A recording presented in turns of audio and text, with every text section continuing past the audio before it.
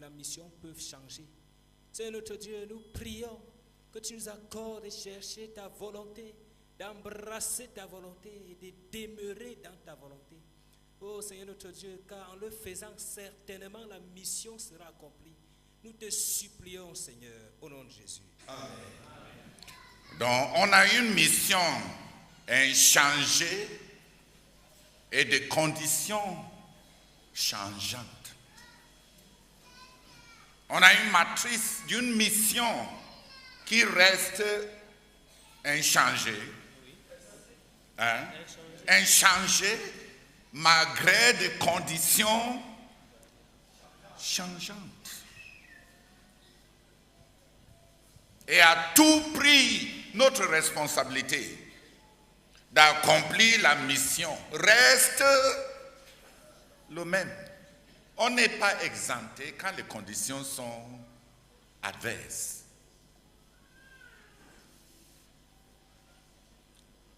On n'est pas exempté parce que les conditions sont adverses. Récemment, le Seigneur m'a dit qu'il y a au moins 40 départements au quartier général qui doivent produire l'argent. Parce que le Dieu qui pourvoit d'abord la sémence. La sémence, c'est en vue de la multiplication. Et s'il vous plaît, on a besoin d'obéir à Dieu, sinon on va regretter. Parce que quand le ministère va réussir à l'échelle mondiale et les hommes du monde commencent à être jaloux, ils vont d'abord commencer par creuser d'où leur vient l'argent. Et je t'assure, voir que vous avez des écoles, que vous avez des caterpillars, qu'on a des départements d'agriculture fermera leur bouche que de nous positionner comme des gens qui dépouillent les fidèles pour accomplir des ambitions. Donc si les départements qui produisent l'argent ne deviennent pas sérieux, le Seigneur m'a dit que mon fils commence le chant. C'était pour 3 raisons. Tout d'abord, je voulais m'identifier avec les gens de l'Est, des simples agriculteurs. Il faut être comme tes gens.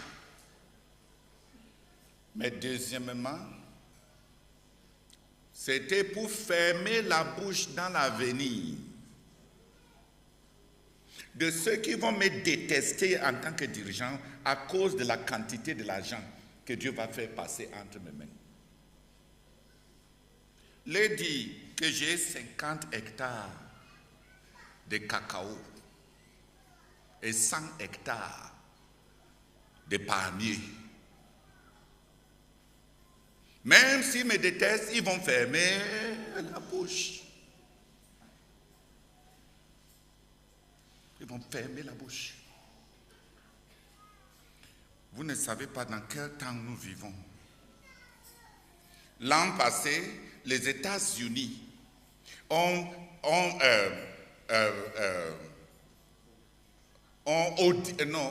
creusé et filé 8 pasteurs de méga églises. Et on a enfermé 4 en prison pour la fraude. Et la fraude, les tests utilisés étaient simples. L'argent que vous avez pris des fidèles, vous avez dit que vous voulez faire quoi avec? Et ce que vous avez dit que vous voulez faire, est-ce que vous avez effectivement fait? Est-ce que vous avez pris l'argent des fidèles et effectivement fait ce que vous avez dit que vous voulez faire avec la raison pour laquelle vous avez levé tel fonds?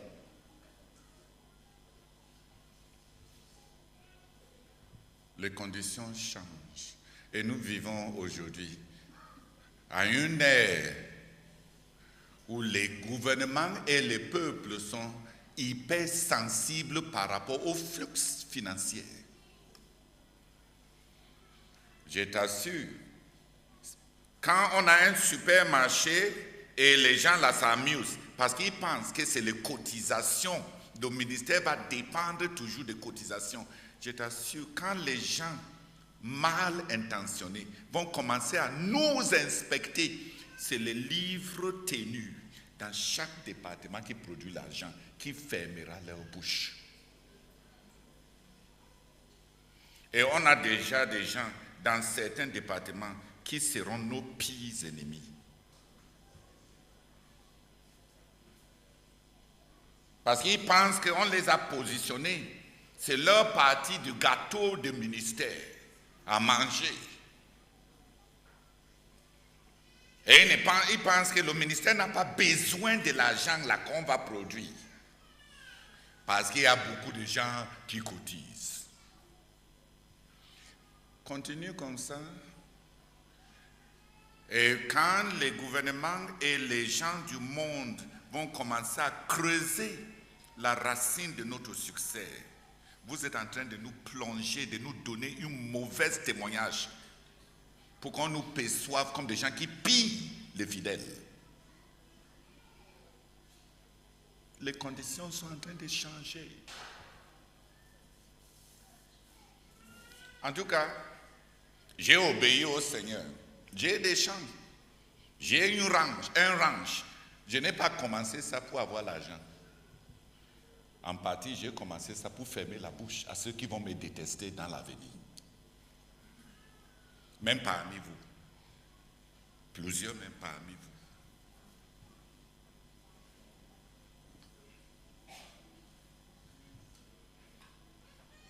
Qui m'a compris?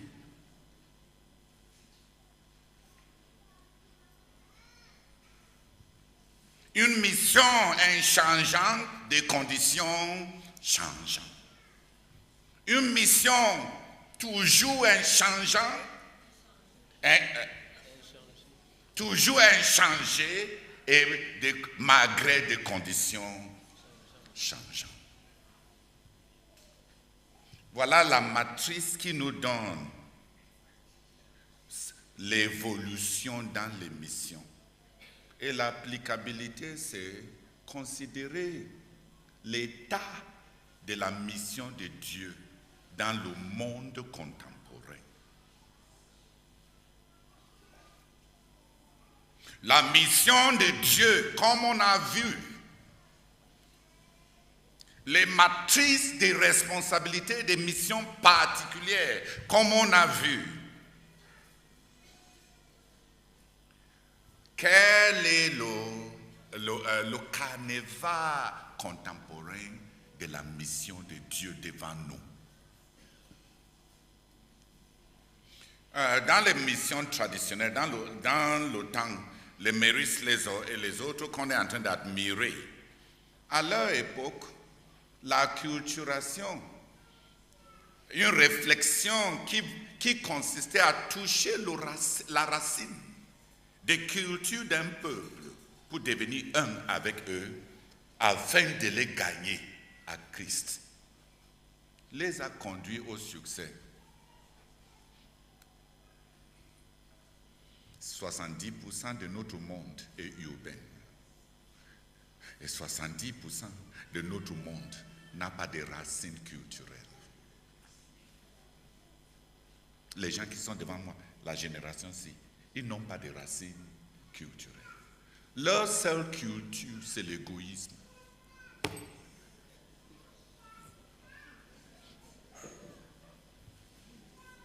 Votre seule culture, c'est quoi? L'égoïsme. C'est ce qui marche. C'est ce qui va avec nous. Lesquels d'entre vous ici sont dans l'Ongondo? Pour ceux qui sont les Douala. Lesquels d'entre vous ici sont dans le Famla? Est-ce que vous connaissez même les forêts sacrées? Vous connaissez les tabous? Lesquels d'entre vous ici connaissez même les tabous? On n'a pas affaire avec une génération culturelle. Les réalités anthropologiques ont changé. Les missions anthropologiques indiquées étaient indiquées. Il fallait que Méris Lezo marche nu-pied. Il fallait qu'elle soit reine des Okoyons. Et il fallait qu'elle soit l'un d'eux. Votre seule culture, c'est les téléphones Android, c'est les tablettes, c'est les commérages, les influenceurs. Vous avez toute une autre culture. On doit prêcher aujourd'hui à une génération sans culture, alors que les missions traditionnelles qui nous ont dévancés devaient prêcher à des peuples enracinés dans leur culture. Comment maintenant gagner un peuple qui n'ont pas de culture, qui n'ont pas de racines, qui ne sont enracinés en rien? Même le mariage, regardez vous-même dans l'église. Est-ce qu'on demande maintenant à une belle fille de quelle tribu elle vient? Hein? Quand on commence à te demander trop de questions, si tu viens de quelle tribu, c'est parce que tu es un peu laid.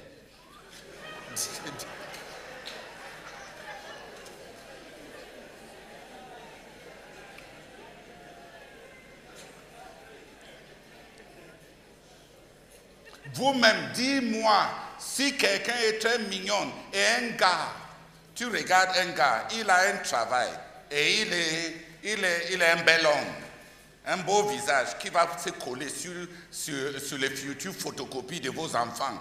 Quand tu le regardes comme ça, et il semble, ses poches sont garnies et les comptes sont garnis, tu lui demandes de quelle tribu il vient.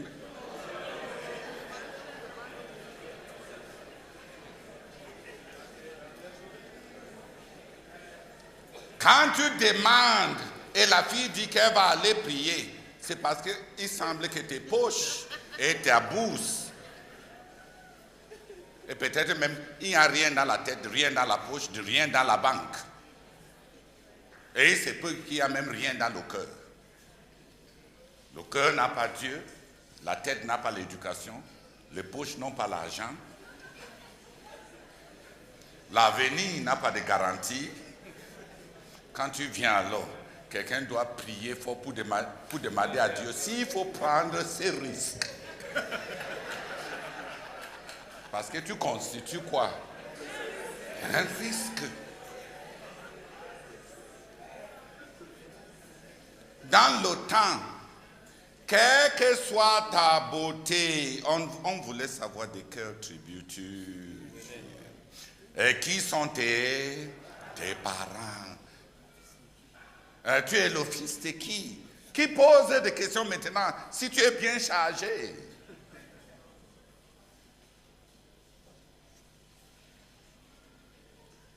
On a affaire avec une culture, 70% de notre monde maintenant n'a pas de problème à se déplacer pour aller dans une autre partie du monde. Ils veulent même ça. C'est quand ils vont vieillir et ils sentent qu'ils sont en train d'aller vers la fin, qu'ils vont se souvenir de retaper la vieille maison familiale. Parce qu'ils veulent préparer les obsèques quand ils vont partir mourir au village.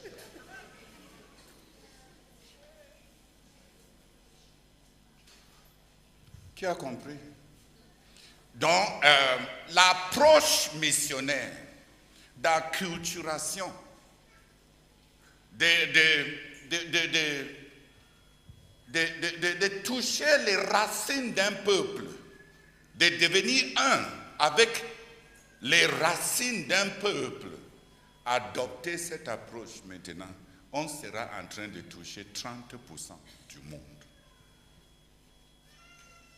Mais à des gens devant les téléphones, devant les tablettes, dans les universités et dans les métropoles, avec un mélange social qui n'a jamais existé dans l'histoire, on a besoin de développer la communication. On a besoin de développer les moyens pour rencontrer les gens. On a besoin d'apprendre d'autres patois. Est-ce que vous savez déjà que l'Internet, les réseaux sociaux et tout ça, c'est tout un autre patois, n'est-ce pas? Donne ta tablette à quelqu'un qui a 60 ans, il ne saura pas manipuler ça, n'est-ce pas? Pour que ça parle ce que ça te parle.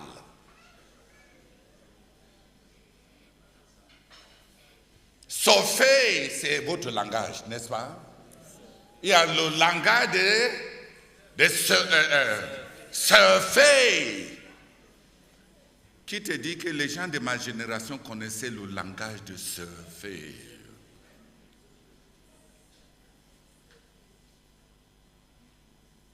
Mais surfer est devenu un patois.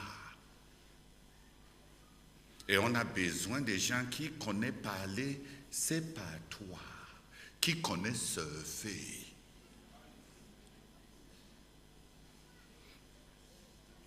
Et qui ne vont pas surfer pour leur plaisir comme le monde, mais surfer avec l'évangile. Donc, les matrices de mission contemporaine se résument à deux choses. On veut atteindre qui? Et on veut le faire comment? On veut atteindre qui? Et on veut le faire comment? Dans le passé, les matrices, les vecteurs qui façonnaient l'entreprise missionnaire et les missionnaires étaient aller où et quand.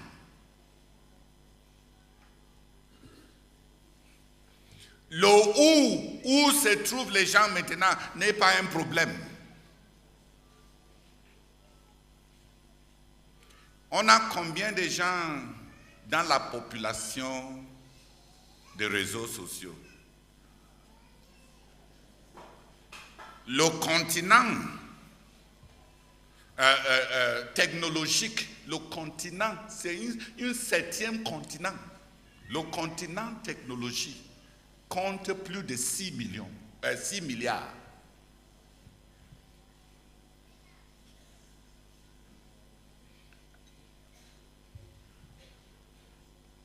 Donc, on doit élaborer, développer. On doit continuer les missions traditionnelles et on doit développer des missions contemporaines. Contemporain ne veut pas dire que tu aimes la musique rap, que tu veux devenir comme Sonny Okonso a fait à l'église de Nigeria. Les frères étaient conservateurs. On avait de la pudeur dans l'église du Nigeria. Et ce monsieur d'Afro-Rock, Afro-King, il a dit qu'il a cru. Il est monté à l'estrade avec ses filles. Et il les a dit de tourner les fesses et tourner. Et les frères ont commencé à recevoir ministère. Et l'église s'est gâtée. Il a révolutionné les mœurs. Il a révolutionné les mœurs. Il a apporté, il a écarté des freins dans le cœur. Il a ouvert la liberté à toute une autre génération. Ce n'est pas ça qu'on appelle mission contemporaine. Ça, c'est mission corruption. La mission ne change pas. On veut convertir les gens, on ne veut pas gagner les gens. Écoutez-moi bien, on veut les gens, on veut convertir les gens. Convertir veut dire qu'on veut qu'ils cessent d'être ce qu'ils étaient avant pour devenir des personnes nouvelles. Qui a compris? On ne veut pas qu'ils viennent dans notre église parce qu'on est la meilleure église et parce que chez nous, les gens prospèrent et ils ne meurent jamais.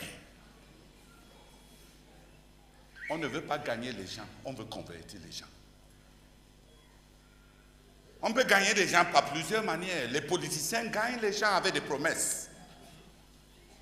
Les musiciens gagnent les gens avec les plaisirs et avec des prestations. On ne veut pas gagner les gens. veut convertir les gens.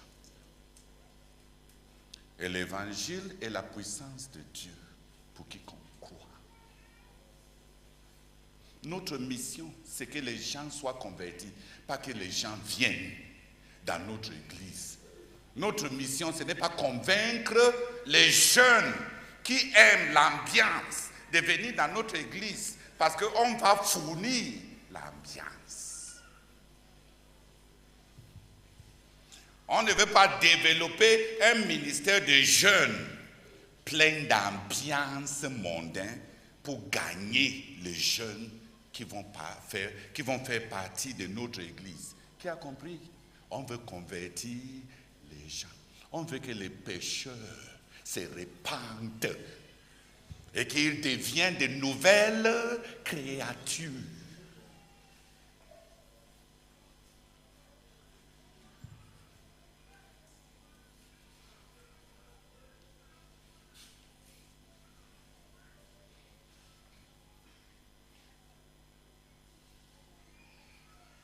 Voilà la génération où on se trouve. Donc on ne peut pas, on va continuer les missions traditionnelles. On va envoyer, on doit gagner tous les tribus. Dis Amen. Amen. On va aller dans tous les villages. Dis Amen. Amen. On doit aller dans tous les hameaux. Dis Amen. Amen. Mais 70% du monde n'est plus dans les villages. 70% du monde n'est plus dans les villages. J'avais dit même à notre missionnaire anthropologique dans la nation de Baka, le frère Jean-Paul, je lui ai dit de voyager dans les campements pygmées et de recenser une encyclopédie de connaissances de traitements à base de plantes. Parce que quand ces générations de pygmées vont mourir, des centaines d'années de connaissances transmises ne seront plus recouvertes. Le monde est en train de changer.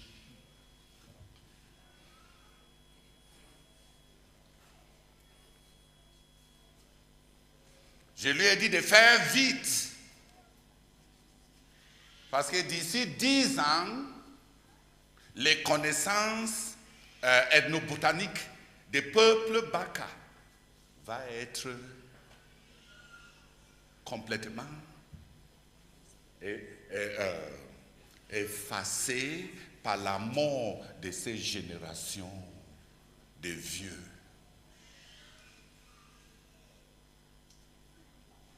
Je voulais faire ces collectes pour constituer la base de notre World Conquest Science par rapport aux travaux et la direction que le frère Zach a donnée à la recherche pour que nos gens puissent avoir de l'avance sur les autres dans le monde. Parce que dans bientôt, le monde est en train de changer. Ouvre tes yeux. Ouvre tes yeux, mon frère. Ouvre tes yeux. Ne sois pas en train de dormir en marchant avec sur tes deux pieds. Ne somnole pas étant debout. Les choses changent et les choses sont en train de changer. Il y a des choses qui sont en train de disparaître et disparaître pour de bon. On va continuer les missions anthropologiques. Mais on a besoin de confronter la mission de Dieu dans son contexte contemporain et global. Et devant nous, il y a le défi des générations. 70% aussi du monde, c'est les gens moins de 15 ans. 70% du monde, de la population du monde actuel, c'est des gens moins de 15 ans. Si on n'a pas une stratégie pour gagner les générations du soir. Dis Amen. C'est-à-dire les vieux là.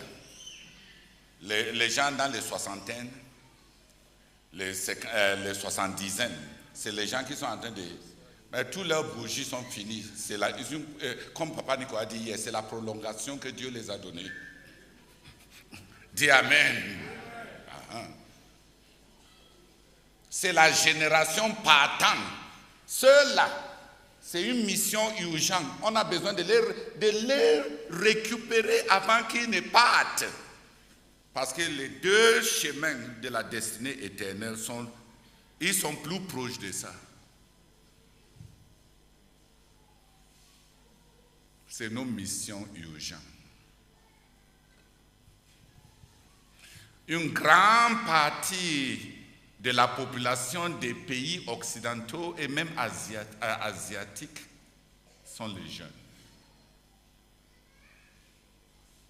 Les gens de 80 ans deviennent de plus en plus petits, moins nombreux. On a devant nous la conquête des générations. Les enfants, les jeunes, les adultes et les gens qui sont partants.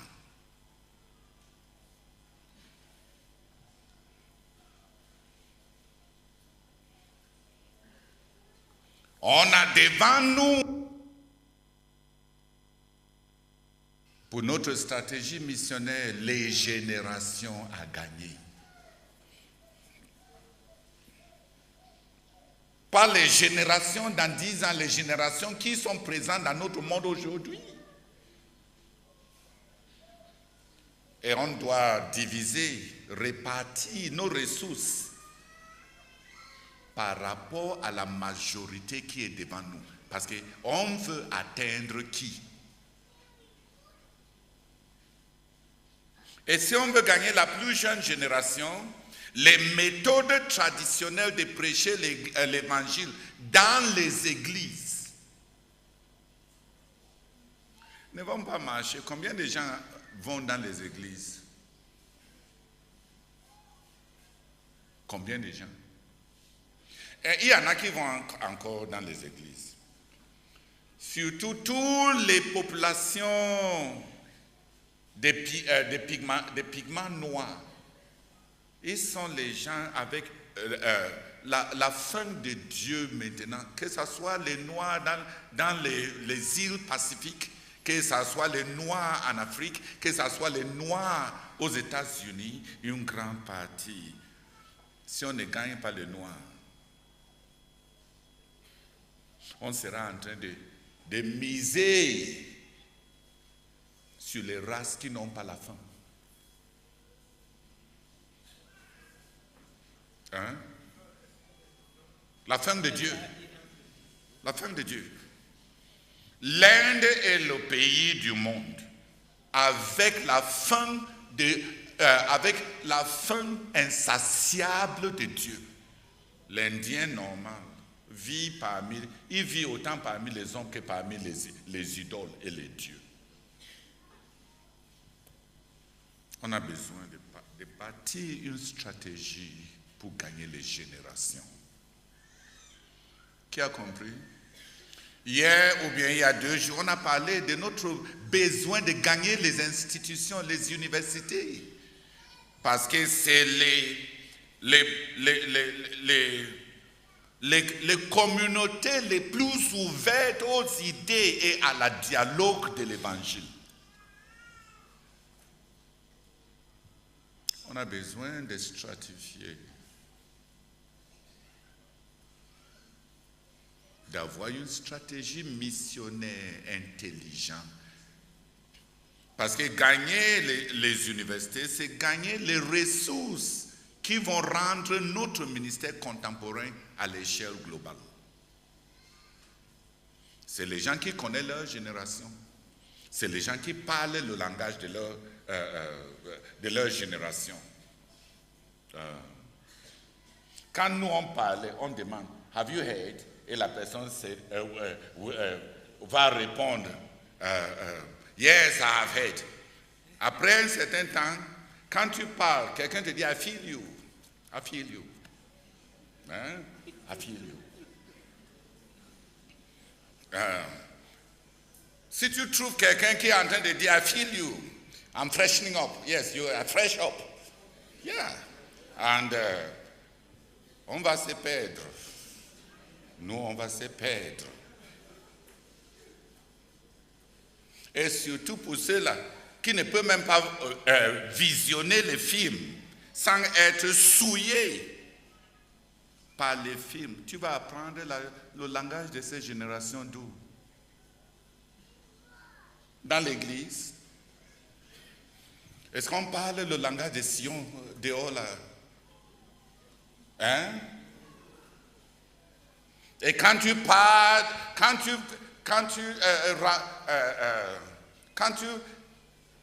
quand tu arrives à l'université et tu dis à quelqu'un, est-ce que je peux partager l'évangile avec toi, avec un autre étudiant? Tu en es de parler que par toi.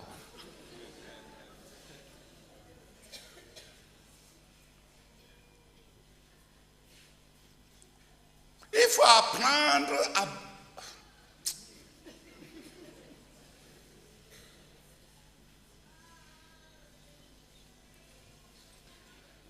On n'a même pas un commerce social. On n'a pas développé.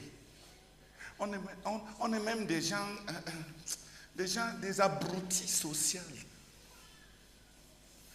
Même si tu étais dans le monde, même dans le péché, toi tu allais visiter les prostituées parce que là-bas on n'a pas besoin de faire le travail, de baratiner.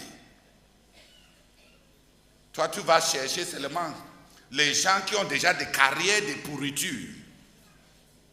S'il faut gagner les femmes, tu vas devoir apprendre à vogue. À notre époque, on dit tu vogues, tu parles.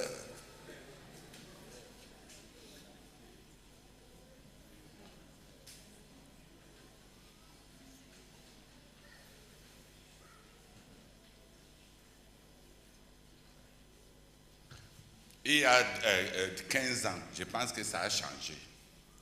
On m'a dit que si tu veux parler à une fille moderne à côté de toi dans le luxury boss, que ne la regarde pas quand tu entres dans le bus. Sors d'abord un biscuit cher et tu croques un peu. Et tu fais non. Fais comme si c'est tellement banal pour toi. Et tu peux garder ça quelque part là-bas. Fais comme si ça ne te dit rien. Et après, tu commandes un bon boisson et tu bois un peu et tu gardes ça là-bas. Et tu prends et tu commences à dire que le voyage ici est trop long. Vraiment.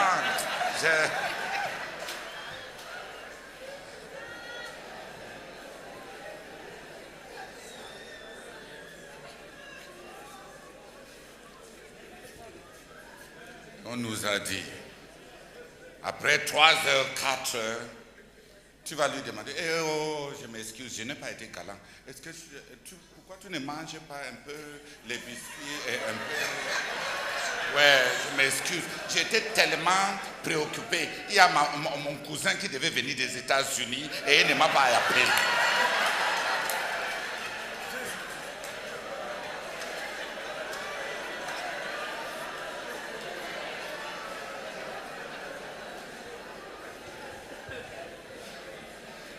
C'est le jeune qui m'a enseigné. Et on m'a dit, il faut zapper sa tête, il faut zapper.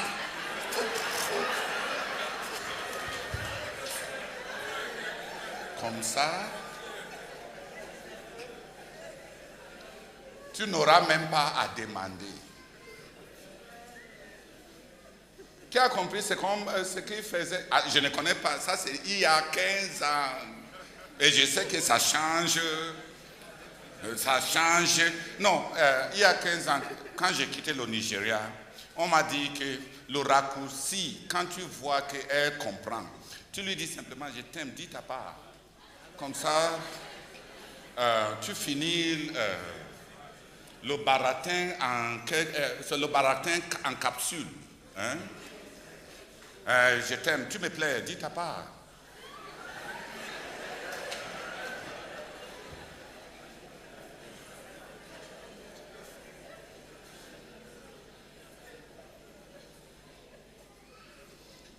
Est-ce qu'on n'a pas besoin de gens qui peuvent vraiment prêcher la bonne nouvelle?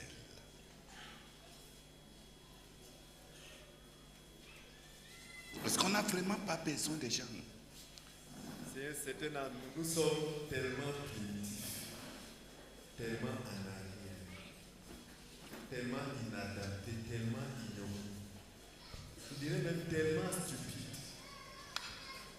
Accorde-nous des sens, de savoir dans quel monde nous sommes. Accorde-nous de nous éduquer. Accorde-nous d'apprendre le langage, le dialogue, le patois qui est utilisé.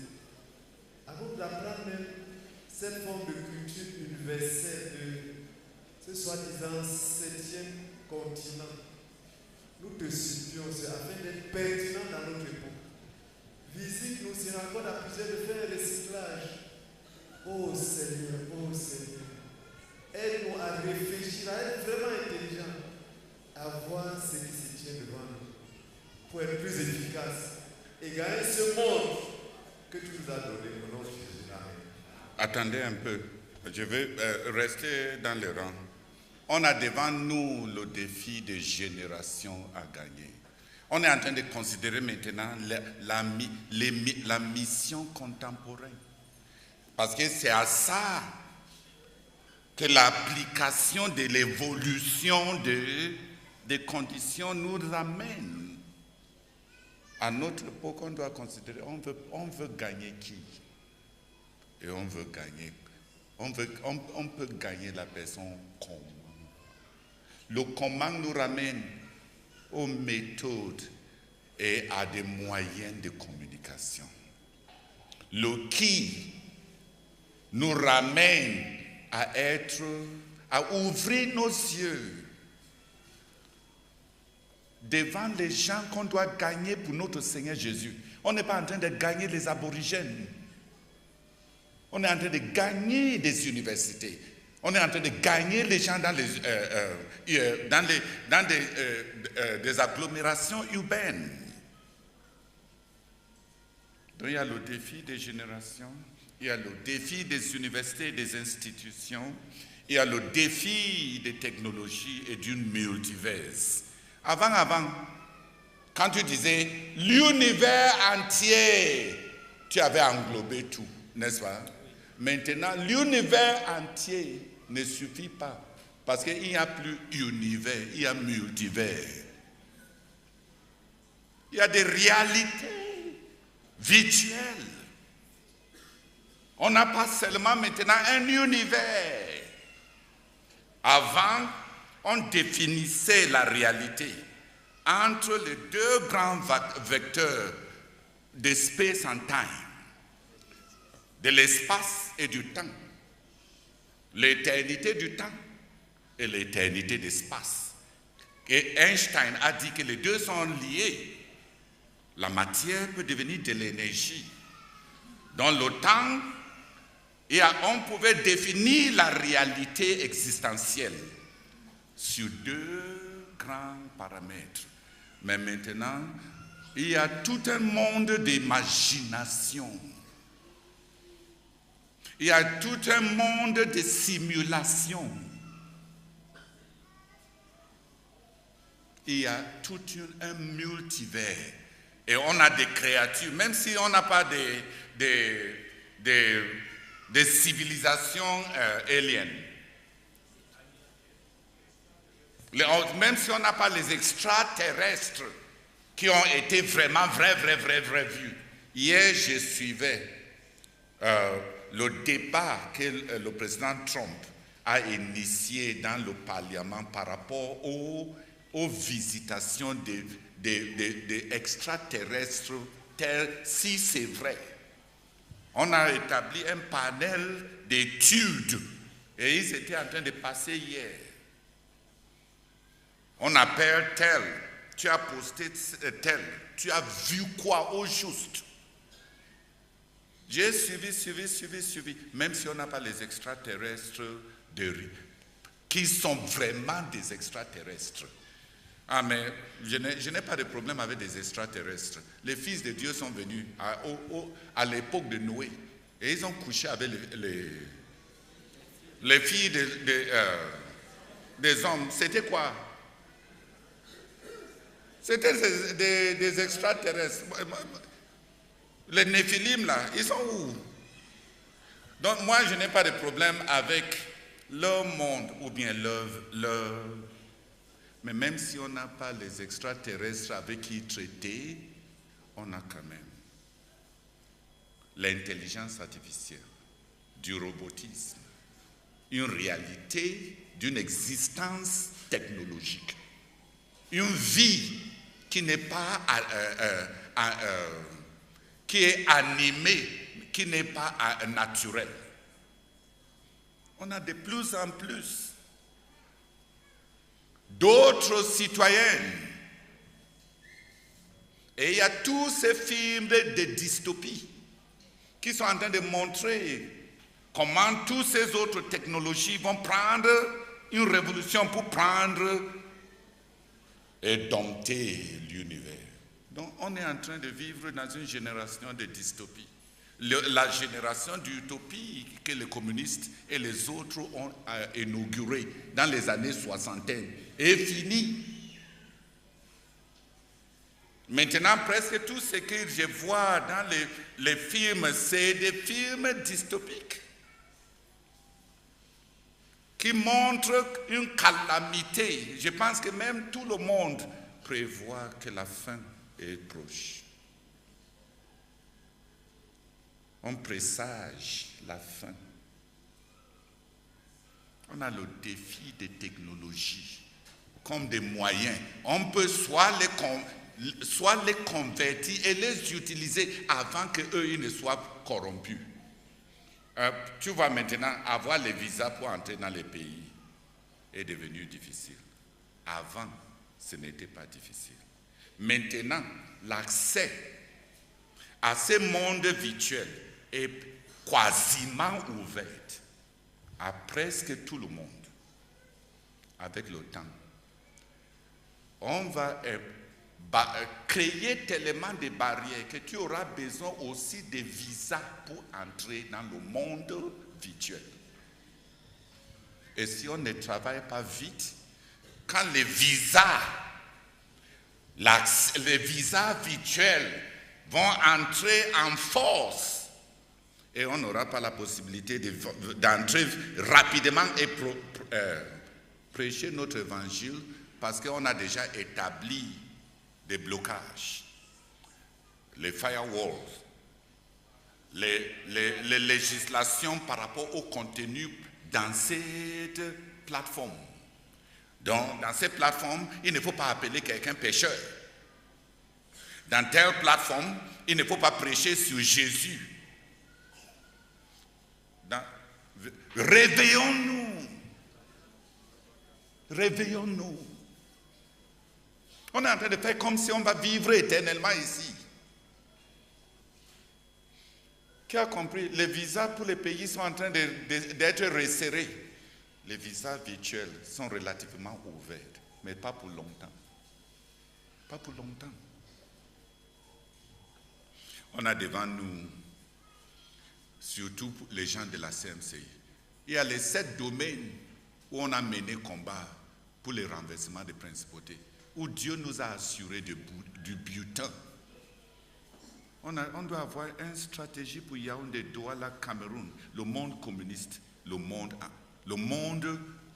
hindou, bouddhiste, musulman. Si on mène une bataille et on rentre sans ramasser le butin, est-ce qu'on est sage? Donc, notre priorité en tant que ministère, c'est d'abord l'occupation des terrains où il y a eu des conquêtes. Donc, on a devant nous toute une autre génération. On a devant nous toute une autre culture, une culture moderne. On a devant nous une génération sans culture. Et la plupart des croyants et l'Église constituent une culture d'échappatoire, an escapist culture or a conformist culture. The church is mostly an escapist culture. Either we decide that the thing does not exist and live in a fool's paradise, or we become a conformist culture. We do it the way the people of the world do it. And the world is becoming an entirely militant and domineering culture. We need to wake up. We need to wake up. Les réveils apportent des révolutions dans la mission. Mais on a besoin de gérer les évolutions dans notre mission et être contemporain et global dans notre approche. Vous pouvez prier.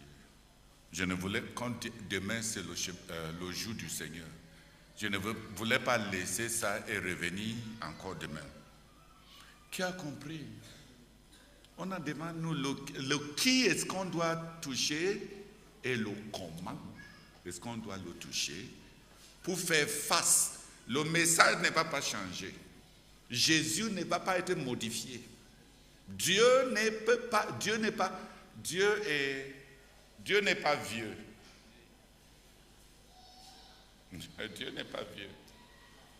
Le même hier, le même aujourd'hui, le même éternellement. Ça veut dire qu'il n'y a pas de vieillissement qui s'attache à sa personne. Et il n'y a pas de pensée démodée qui s'attache à lui. Il est contemporain. Tant que l'homme est toujours fait d'esprit, de l'âme et de corps, le Dieu qui l'a créé reste la seule pertinence. Même si on ne peut pas les prêcher une moralité codifiée dans les commandements, même si on a une génération hédoniste, toujours est-il qu'à travers le langage du hédonisme, la recherche de la bonté, on peut prêcher la bonne nouvelle. Il n'y a qu'en retrouvant l'original de notre propre image qu'on va se retrouver et arriver enfin chez nous. On est fabriqué à l'image de quelqu'un. On peut dire je suis parce qu'il y a le grand je suis de qui nous dérivons. Et si on n'est pas intégré pour devenir un avec le grand je suis qui nous a créés, on reste simplement les dérivés incomplets et on ne sera jamais content. Même si c'est l'hédonisme qui doit constituer notre langage, on doit toucher le monde. Tu as compris notre fardeau? Priez pour que Dieu nous réveille, pour qu'on cesse de dormir et de faire comme si le monde s'y a été créé pour qu'on vienne vivre ici éternellement. On a une mission. Réveillons-nous. Seigneur, nous prions que tu nous visites. Visite-moi, Seigneur. Et réveille-moi de mon sommeil. Visite-nous et réveille-nous de notre sommeil. Oh Seigneur, délivre-moi.